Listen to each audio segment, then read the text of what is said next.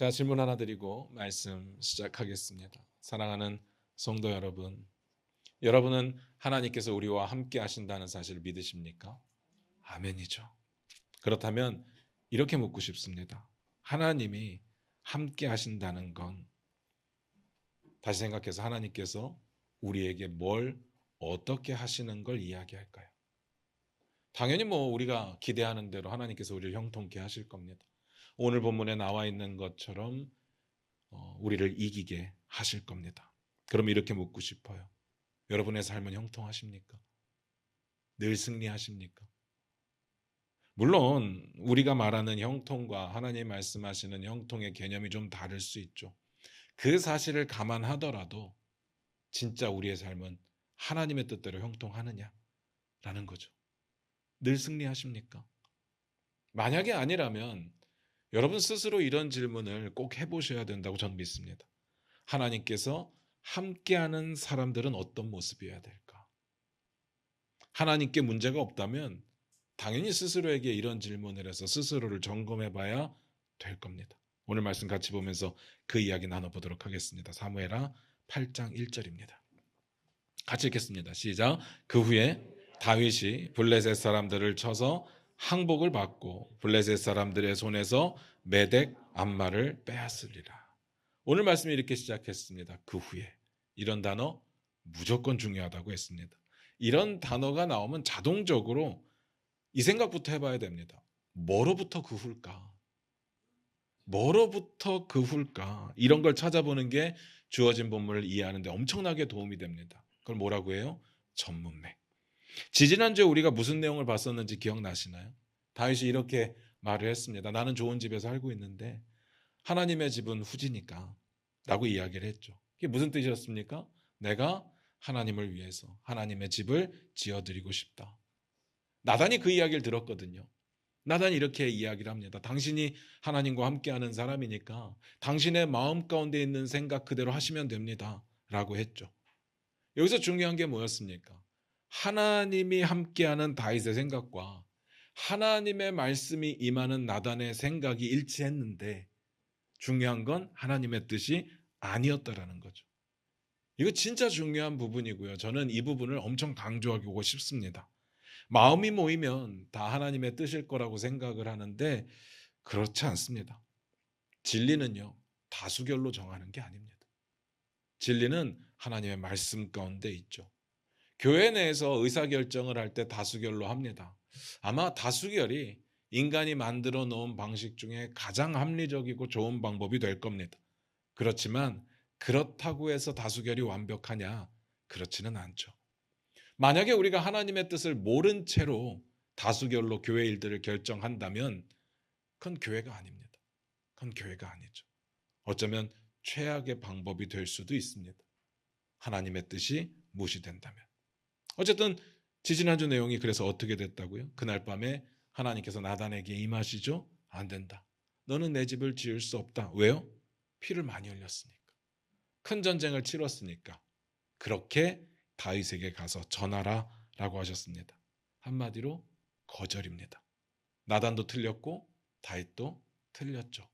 하나님의 집을 지어주고 싶다는 그 다윗의 마음이 잘못된 건 아니지만 하나님의 방법은 아니었습니다. 여기까지가 지지난주 내용이었고요. 그렇다면 지난주는요. 그러므로라고 시작을 했어요. 그래서 그러므로 중요하다고 말씀을 드렸고요. 하나님의 집을 짓고 싶다라고 말하는 다윗에게 안 된다라고 대답하신 후에 그러므로. 그러면 그 그러므로 다음에 나오는 내용이 중요하겠죠. 그 부분이 진짜 하나님께서 다윗에게 말씀하고 싶은 하나님의 뜻일 겁니다. 무슨 내용이었는지 기억나세요? 내가 너를 선택했고 내가 너를 지도자로 세웠고 내가 너와 함께했고 내가 너를 이기겠다. 그리고 내가 너를 위대하게 만들어 줄 거야. 뭔가 동문서답처럼 보이기는 하지만 이게 하나님의 어마어마한 섭리였습니다. 무슨 의미였는지 기억나시나요? 다윗은 마음 가운데 뭘 해야 하나님의 복을 더 많이 받을 수 있다라는 어떤 강박 같은 것이 있었는데 하나님은 분명하게 그 생각을 고쳐주기를 원하셨습니다. 그래서 이런 내용이에요. 너가 한 것 중에 순종 이외에는 아무 의미가 없다. 너가 나를 위해서 집을 지어준다고? 아니야. 그건 내가 허락한 사람만 지을 수 있는 거야.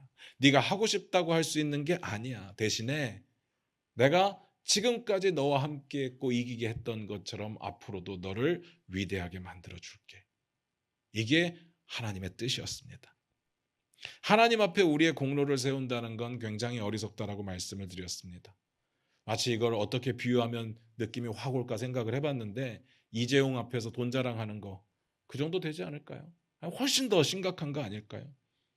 우리가 하나님의 집이 초라해서 하나님을 위해서 집을 지어준다. 말도 안 돼요. 하나님이 받기를 원하시는 건 순종이지 동정이 아닙니다. 여러분 잘 생각하셔야 돼요. 크리스마스 때도 항상 그런 느낌이 있는데 예수님께서 구유에 태어나셨으니까 뭐 여간빵도 없이 구유에 태어나셨으니까 너무 초라합니까? 아니요. 천사들이 찬양하잖아요. 그게 어떻게 초라해요? 그리고 우리의 대단한 업적이나 성과를 가지고 하나님께 올려드릴 수 있는 것도 없습니다. 전 그렇게 생각합니다. 진짜 중요한 건 하나님을 사랑하는 마음이면 된다. 그리고 하나님을 사랑하는 자들은 순종하면 된다라고 저는 믿습니다. 잘 생각하셔야 됩니다. 하나님께서 우리를 향해서 야 너가 아니면 안 돼. 너가 꼭 이 일을 해줘야 돼. 정말 간절하게 이렇게 말씀하실 것 같나요? 아닙니다. 하나님은 그렇게 구차하지 않으세요. 제가 아는 하나님은 그렇습니다. 그리고 우리가 뭘 해내면 너무 고마워가지고 야 네가 어떻게 이런 걸 다 너무 고맙다. 야 너 아니면 어쩔 뻔했냐. 이런 하나님이 아니십니다. 다 하나님이 하세요. 하나님이 전능하시니까. 하나님이 능력자시니까. 다만 하나님이 일하시는 방식은요.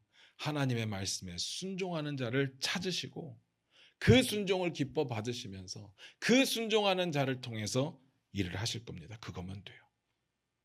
그래서 여러분들께 부탁드렸습니다. 자꾸 뭘 안 하셔도 됩니다. 뭘 자꾸 해내려고 안 하셔도 돼요. 대신에 하나님의 뜻이 있을 때 우리는 순종하면 되는 겁니다. 지난주 여기까지 봤죠. 그러면 오늘 본문의 내용은 뭐겠습니까? 뭐 안 된다라고 했고 너를 위대하게 만들어 줄 거라고 했으니까 그 다음 내용은 뭐겠어요? 하나님 앞에 순종하는 자를 하나님이 어떻게 쓰시는지 그걸 보여주게 될 겁니다. 그게 오늘 본문이죠. 자, 오늘 본문이 어떻게 시작했다고요? 그 후에. 뭐로부터 그 후인지는 이제 아시겠죠. 그 후에 무슨 일이 있었을까요? 다시 한번 읽어보겠습니다. 사무엘하 8장 1절입니다. 같이 읽겠습니다. 시작. 그 후에 다윗이 블레셋 사람들을 쳐서 항복을 받고 블레셋 사람들의 손에서 메덱 암마를 빼앗으니라. 다윗이 블레셋 사람들을 쳤대요. 뭐 우린 다윗이 너무나도 위대한 왕인 걸 알고 있기 때문에 아 그렇구나 하고 넘어갈 수 있는데 이 내용은 아 그렇구나 하고 넘어갈 내용은 절대로 아닙니다. 그러면 안 되는 이유에 대해서 제가 두 가지 말씀드릴게요. 첫 번째, 다윗의 전쟁은 아직 안 끝났다는 거. 아직도 전쟁을 치르고 있다는 거죠. 그래서 성전을 지을 수가 없어요. 두 번째, 이렇게 질문을 드릴게요. 지금까지 이스라엘이 이렇게 본격적으로 블레셋을 공격했던 적이 있었나요? 없습니다. 뭐 소규모의 전투 같은 건 몇 번 일어났는지 모르겠지만 이런 식으로 대규모로 침략을 했던 적은 한 번도 없었어요. 근데 어떻게 아 그렇구나 하고 넘어가겠습니까? 이건 엄청난 일이거든요. 다윗과 이스라엘의 위상이 우리가 생각하는 것과 완전히 다르게 바뀌었습니다. 어떻게 이런 일이 일어날까? 다윗이 잘 싸우니까요. 원래 잘 싸우는 사람이잖아요. 그런데 여기서 잊어버리면 안 되는 내용이 뭐라고요? 다윗이 잘 싸워서 이 전쟁을 이겼다라는 게 아닙니다. 하나님이 다윗을 이기게 하셨으니까 이 전쟁은 이겼다라는 거죠. 하나님께서 하나님의 뜻에 순종하는 자를 어떻게 쓰시는지를 오늘 본문을 통해서 보여주시는 거라고요. 이거 놓치시면 안 됩니다. 이 스탠스를 오늘 본문을 보면서 계속 유지하셔야 됩니다. 다윗은 당연히 이 전쟁에서 이겨요. 당연히 이깁니다. 성경은 이 상황에 대해서 두 가지를 말하는데 첫 번째, 다윗이 항복을 받아내요. 두 번째, 메뎃 암마를 빼앗았다라고 되어 있습니다. 저는 이런 표현들이 너무 재밌어요. 이런 건 진짜 그냥 지나치면 안 되는 이야기들입니다. 항복을 받았다는 건 뭐 항복 받은 거니까 넘어가는데 제가 재밌게 보는 부분은 그 다음 내용이에요. 메뎃 암마를 빼앗았다. 그런데 어떻게 해요? 블레셋 사람들의 손에서. 물론 은유법이겠죠. 근데 이런 은유법 자체도 굉장히 기가 막힌 거예요. 자, 한번 여쭐게요. 메뎃 암마가 어디입니까? 들어보셨나요? 전 처음 들어요. 메뎃 암마. 그래서 찾아봐야죠. 같은 내용을 다루고 있는 역대기에 보면 이렇게 표현되어 있더라고요. 가드와 그 도시들을 빼앗았다. 똑같은 내용인데 뭐가 맞을까요? 다윗이 빼앗은 게 메대감마가 맞을까요? 다윗이 빼앗은 게 가드가 맞을까요? 이런 고민은 굉장히 중요해요. 같은 겁니다. 다윗이 오늘 본문에서 빼앗았다라는 메덱 암마는 실제 지명이 아닐 확률이 굉장히 높습니다. 메덱 암마라고 했을 때 이 암마라는 단어는요, 어머니의 성이라는 뜻입니다. 이 성은 남성 여성이 아니라 도시, 성읍이라는 뜻이에요. 어떤 느낌인지 아시겠습니까? 블레셋이라고 하는 나라가 5개의 도시 연합으로 이루어졌다라고 말씀을 드렸잖아요. 그 중에 어머니의 성에 해당되는 도시를 빼앗은 겁니다. 이 어머니의 성은 왜 어머니의 성일까? 나머지 4개의 도시가 존재하도록 가능하게 만들어주는 연결고리 역할을 하니까. 블레셋의 5도시 중에 그런 역할을 하는 도시가 어디겠어요? 가드. 골리앗이 가드 사람이잖아요. 가장 강력했잖아요. 그 성을 빼앗았습니다. 그리고 그 앞에 메덱이라는 단어를 붙였어요. 메덱이라는 단어는 굴레 혹은 곱비라는 뜻이거든요. 가드가 그런 역할을 했어요. 가드가 5개의 도시를 어우르는 굴레의 역할을 했고 5개의 도시를 움직일 수 있는 곱비의 역할을 했습니다. 여러분 곱비가 뭔지 아시잖아요. 곱비를 딱 쥐면 끌고 가는 겁니다. 그러니까 다윗이 가드를 빼앗으면서 다른 도시를 아우를 수 있는 그 곱비를 블레셋 사람들의 손에서 빼앗았다라는 뜻입니다. 그러니까 은유가 기가 막히죠. 통쾌하지 않습니까? 일단 이것부터 말씀을 드릴게요. 요즘 전쟁 때문에 민감하니까 지금의 이스라엘과 성경에 나와 있는 이스라엘은 다릅니다. 이거 같은 거라고 생각하시는 분들 많은데 완전히 달라요. 성경이 말하는 이스라엘은 하나님의 약속이 있는 다윗 왕조만을 말하는 겁니다. 지금 있는 이스라엘은 전혀 아니죠.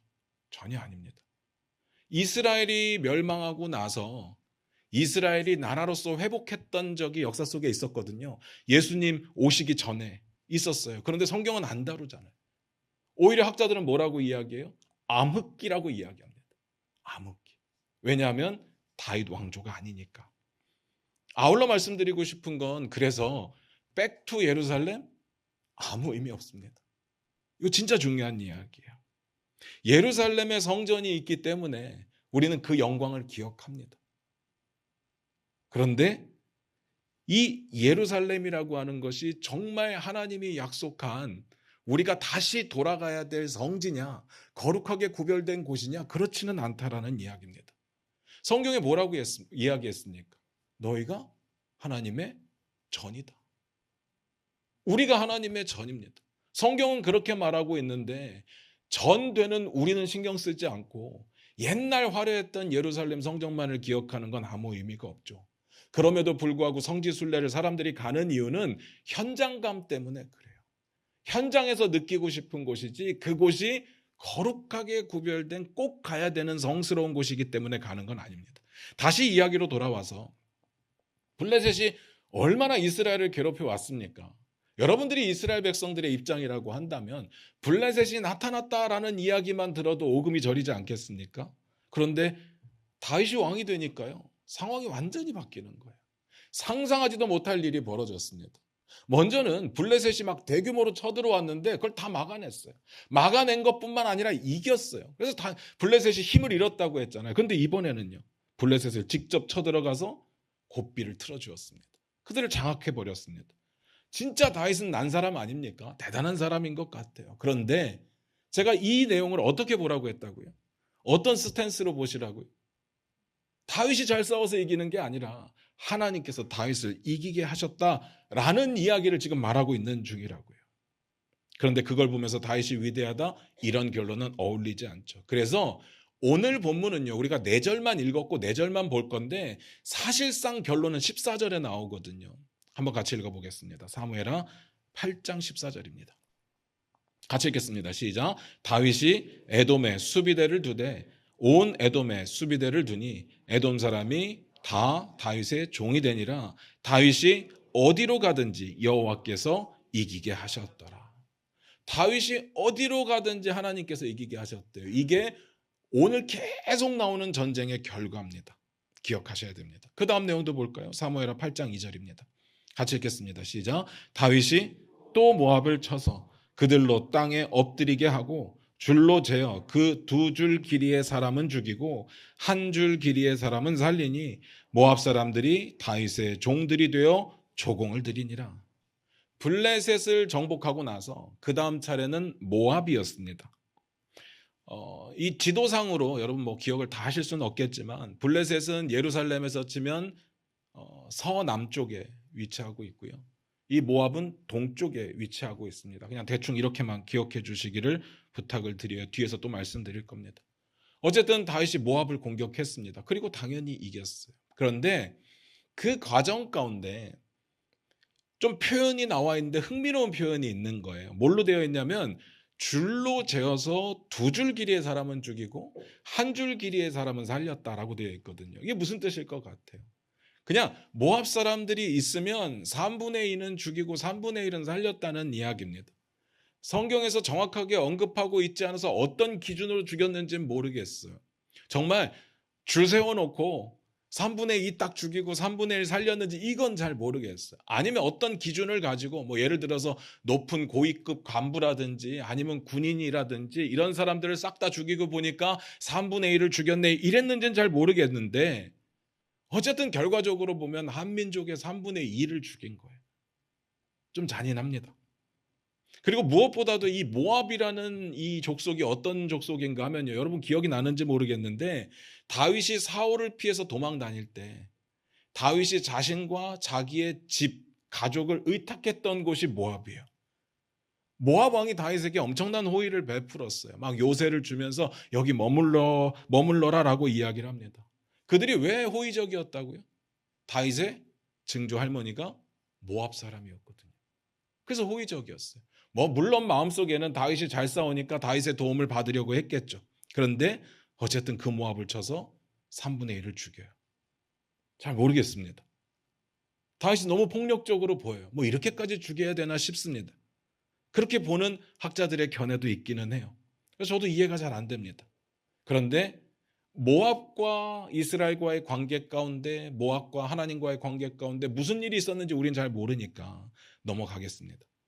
그냥 넘어가도 되는 이유가 오늘 본문의 끝이 뭐라고요? 다시 한번 읽어볼까요? 사무엘하 8장 14절입니다.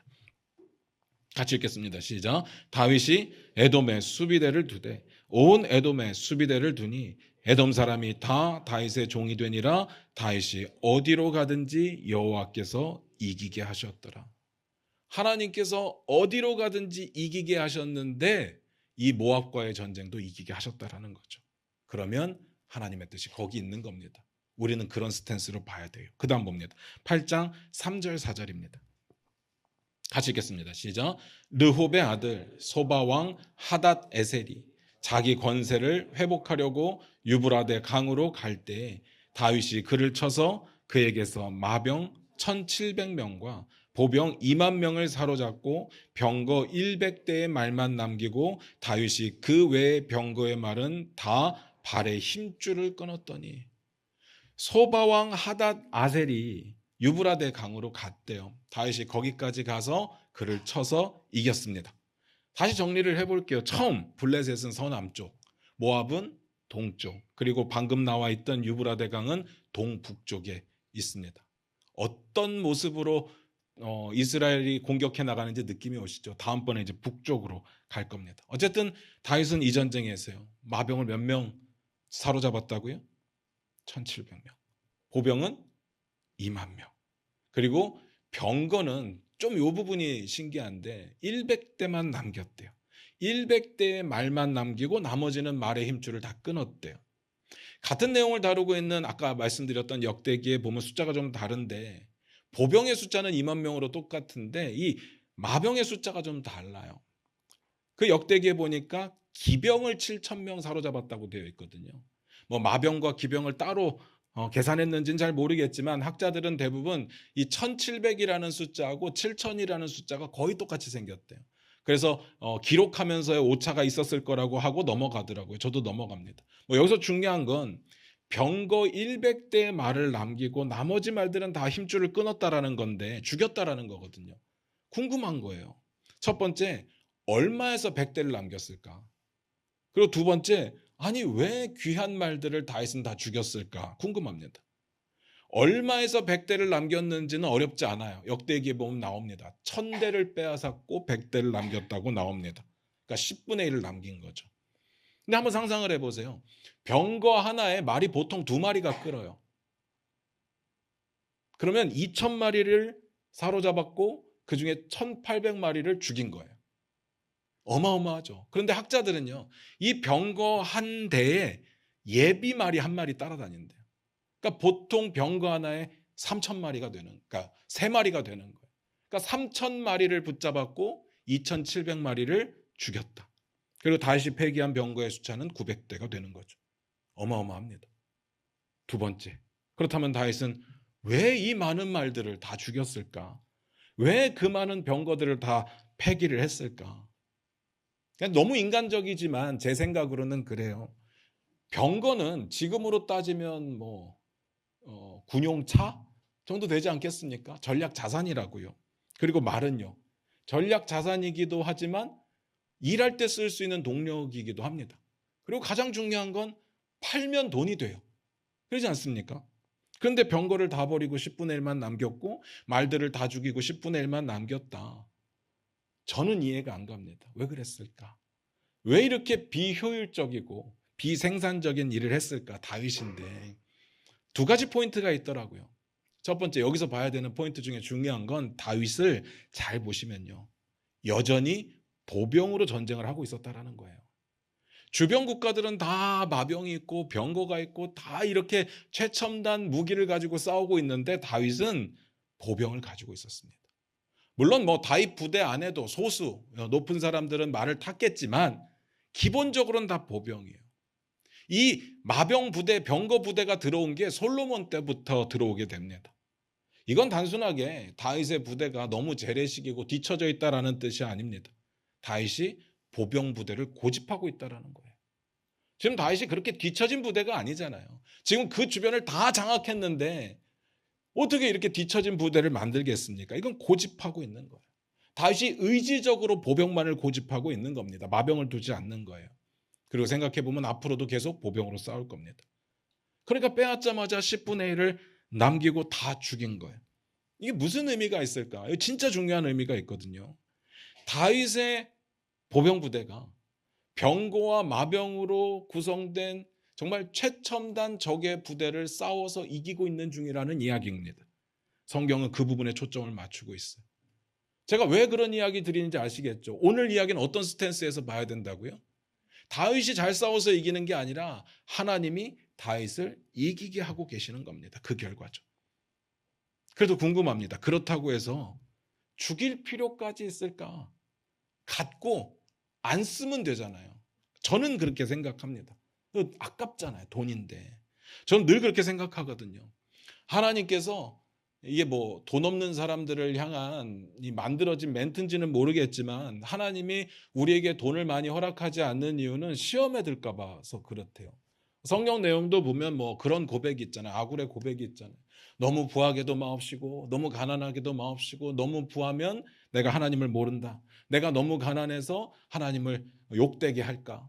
이런 고백이 있잖아요. 저는 이 구절을 읽을 때마다 속으로 그런 생각하거든요. 일단 줘보시고 시험은 제가 알아서 잘 통과할 테니까 일단 줘보시고 그 다음 얘기를 한번 해보시면 안 될까? 어차피 인생은 죄악된 인생이잖아요. 돈 좀 더 가지고 좀 더 많이 회개하면 되지 않을까? 돈 없이 좀 덜 회개하는 거? 그렇게 큰 의미가 있을까? 어차피 회개는 해야 되는 건데 뭘 하든 죄를 짓게 되어 있는데 저는 그렇게 생각하거든요. 그래서 저는 다윗처럼 될 수가 없는 거죠. 신명기 17장 16절에 보면 이런 내용이 있습니다. 우리 화면 보시면서 같이 읽을게요. 같이 읽겠습니다. 시작. 그는 병마를 많이 두지 말 것이요 병마를 많이 얻으려고 그 백성을 애굽으로 돌아가게 하지 말 것이니 이는 여호와께서 너희에게 이르시기를 너희가 이후에는 그 길로 다시 돌아가지 말 것이라 하셨음이며. 하나님께서 모세에게 명령을 하신 거예요. 너희가 나중에 왕을 두게 되면 이렇게 해라. 그 내용이 뭐라고요? 병마를 많이 두지 말라. 병마를 얻으려고 애굽으로 돌아가지 말라고 했는데 여기서 애굽은 진짜 애굽이 아니겠죠. 병마를 얻기 위해서 애쓰고 노력하는 모든 것들을 말할 겁니다. 그러니까 다윗은요, 많이 안 두는 거예요. 10분의 1만 남기고 다 폐기하고 다 죽였습니다. 적들은 다 마병 가지고 싸우고 병마 가지고 싸우는, 병거 가지고 싸우는데 다윗은 보병으로 싸우려고 한 거예요. 왜요? 하나님의 방법이니까.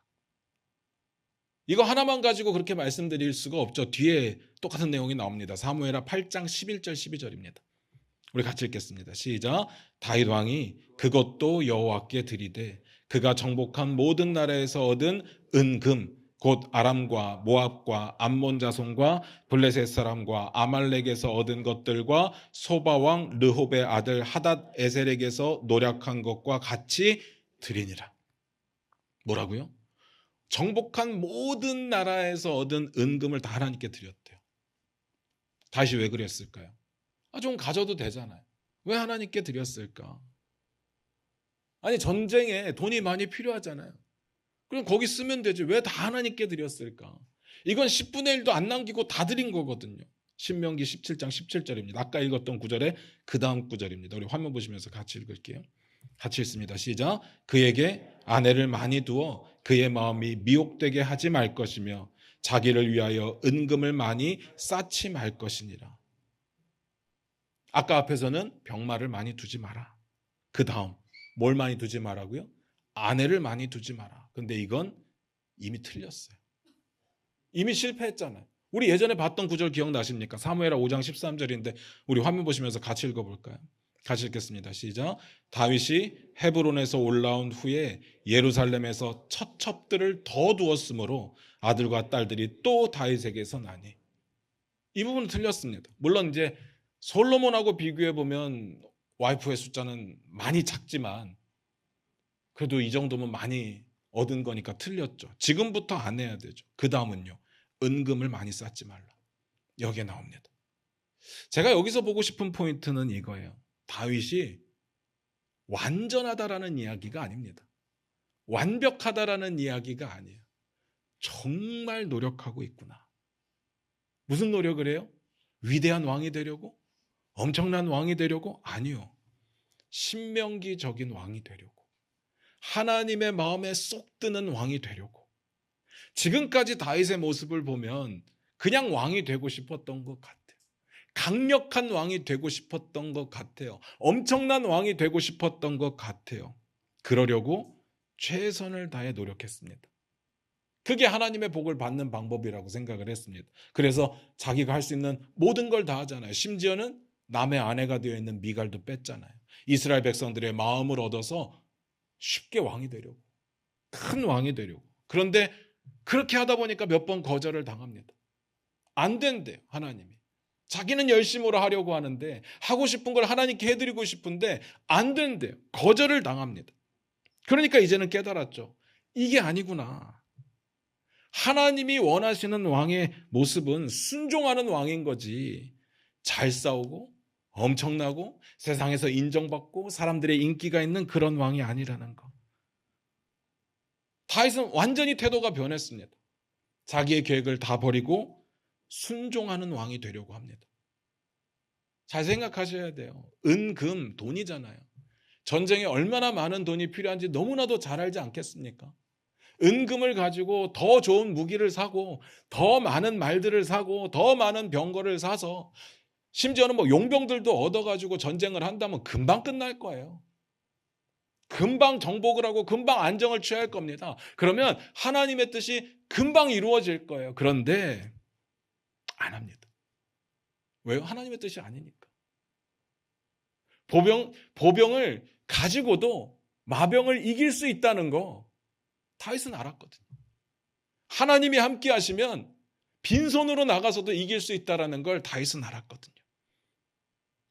저는 이런 다윗의 모습을 하나님이 사랑하시고 기뻐하시는 것 같아요. 완벽해서가 아니라 노력하는 다윗. 자기의 잘못을 알면 고치려고 하는 다윗. 하나님의 뜻을 찾고 하나님의 뜻에 어울리는 왕이 되려고 하는 다윗. 아무나 다윗이 될 수 있는 건 아닙니다. 하나님이 하나님의 자녀와 함께 계시지만 다 다윗처럼 이기게 하시는 건 아니잖아요. 그리고 이건 하나님의 뜻이 이루어지는 과정인 거지 개인의 업적은 아니거든요. 잘 생각하셔야 돼요. 우리는 성과 업적에 많은 관심을 두지만 성경에 보면요, 이스라엘의 다윗이 왕이 되기 전에 수많은 전쟁들이 이겼잖아요. 그래서 사울이 졌던 전쟁들도 많이 기록해 놓았지만 이스라엘을 괴롭혔던 그 많은 민족들이 다른 전쟁에서 승리한 것에 대해서는 이야기하지 않잖아요. 성경에 관심이 아니라고요. 그건 그들이 아무리 엄청난 승리를 거뒀어도 그건 관심이 아니에요. 성경이 말하고자 하는 관심은 딱 이거 하나입니다. 하나님의 뜻에 순종하는 자들을 하나님이 어떻게 사용하시는지, 하나님이 그들을 어떻게 이기게 하시는지, 최첨단 무기를 가지고 엄청난 군대를 가지고 이기는 게 아니라 하나님이 함께 하셔서 이기게 하니까 이기는 거라는 거, 그거 보여주는 거예요. 그래서 이건 자기 공로가 아닙니다. 이런 게 순종인 거죠. 내가 하고 싶은 걸 하나님께 드리는 게 아니라 하나님의 뜻에 순종하려고 노력하는 다윗이 된 거죠. 그렇기 때문에 하나님께서 다윗이 어디를 가든지 이기게 하신 겁니다. 한 번만 더 읽어볼까요? 사무엘하 8장 14절입니다. 같이 읽겠습니다. 시작. 다윗이 에돔에 수비대를 두되 온 에돔에 수비대를 두니 에돔 사람이 다 다윗의 종이 되니라. 다윗이 어디로 가든지 여호와께서 이기게 하셨더라. 아멘 되십니까? 오늘 이야기는 2구절로 끝나거든요. 우리가 읽었던 4절까지의 이야기와 14절 사이에도 많은 전쟁들이 있는데 다 똑같습니다. 다윗이 뭘 했던 간에, 어떤 상황이건 간에, 적이 얼마나 대단했던 간에 하나님이 다윗을 이기게 하신 거예요. 말씀 마무리 짓겠습니다. 저는 그렇게 믿습니다. 하나님은 우리와 함께 하십니다. 하나님 우리를 형통케 하실 거고요. 그리고 결국엔 우리를 높이실 겁니다. 그런데 여기서 중요한 거, 하나님은 신실하세요. 하나님은 실수가 없으시고요. 하나님은 전능하셔서 할 수 있는데 우리가 하나님의 뜻에 어울리는 사람이 되어야 된다는 거죠. 이게 중요한 겁니다. 자기 공로는 버려야 되는데 순종은 열심히 해야 돼요. 우리가 순종함에 있어서 완전할 수 없을 거예요. 완벽할 수도 없을 겁니다. 그렇지만 우리에게 요구되어지는 게 뭐냐? 계속해서 하나님의 뜻에 어울리는 사람이 되려고 노력하고 몸부림쳐야 된다는 거죠. 다윗은 그런 사람이에요. 완전한 사람이 아닙니다. 완벽한 사람이 아니에요.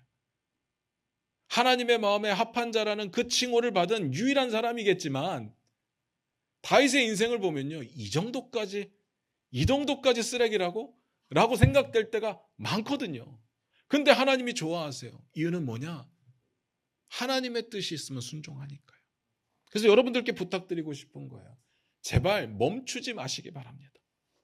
우리 안에 신앙생활이라고 하는 건 죽을 때까지 성장하는 겁니다. 이쯤이면 됐어. 이 정도면 됐어. 라는 생각은 너무나도 위험한 생각이죠. 사랑하는 성도 여러분 순종하는 사람들이십니까? 그 순종은요, 한 번의 사건이 아닙니다. 한 번의 일이 아닙니다. 그래서 많은 사람들이 나중에 이야기를 듣다 보면, 야, 내가 10년 전에 신앙생활할 때 금요 처야에 한 번도 안 빠지고 40일 금식했었고 자꾸 과거의 일을 들먹이는데 그 순종을 한 사건이라고 생각하기 때문에 그래요. 순종은 사건이 아닙니다. 삶이죠. 삶으로 드리는 겁니다. 삶의 고백이고 삶의 자세고 태도입니다. 다시 여러분들께 여쭐게요. 여러분 순종하시는 분들입니까? 이 질문은 여러분의 삶이 하나님을 향하고 있습니까? 때로는 넘어져도, 때로는 무너져도, 때로는 실패도 다시 일어나서 하나님이 기뻐하시는 삶을 살려고 최대로 노력하고 계십니까? 최선을 다하십니까? 그 질문입니다. 어떠십니까? 여러분 스스로 질문해 보시기를 주님의 이름으로 부탁드립니다. 기도하겠습니다.